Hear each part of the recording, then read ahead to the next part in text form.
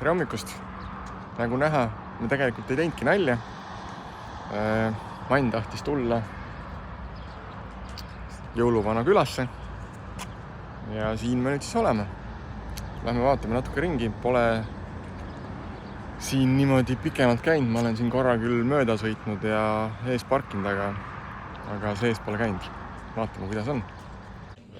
Nagu näha, siis Sten ei ole väga entusiastlik selle üle, et me tulime jõuluvana külasse. Ei ole väga meeldiv või?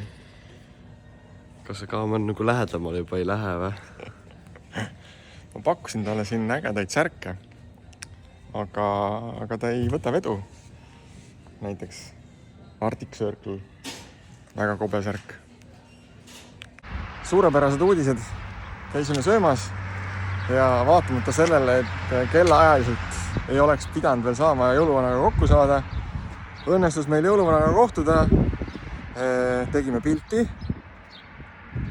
ja muidugi sain jõuluvana käest pahandada, et miks ma talle Vana-Tallinnat ei toonud.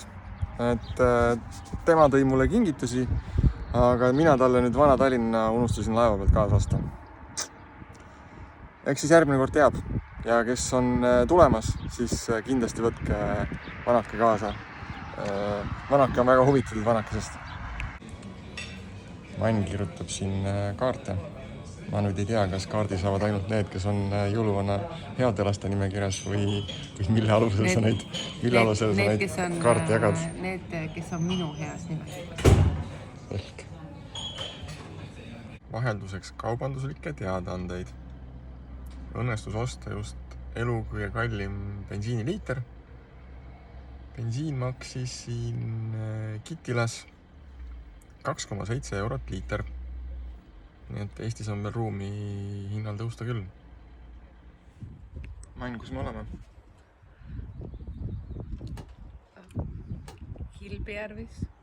Kilpisjärvil. Jaa, me oleme Kilpisjärvil tänases peatuskohas ja me ööseks siia. Oleme juba kõvasti üleval pool Põhja-Polaarialt. Ja seal juba paistavad lumised mäed. Et täna ööbime siis Norra-Soome piiri ääres. Ja homme siis jätkame oma teekonda suunaga Norra suunas. Loodetavasti jõuab sinna lumiste mägedeni ja kuhugi ronima ka mingi hetk. Aga top tipp, kui te olete Kilpisjärvil, siis siin on selline koht nagu, mis selle pubi nimi on? Väga keerulise nimega pubi.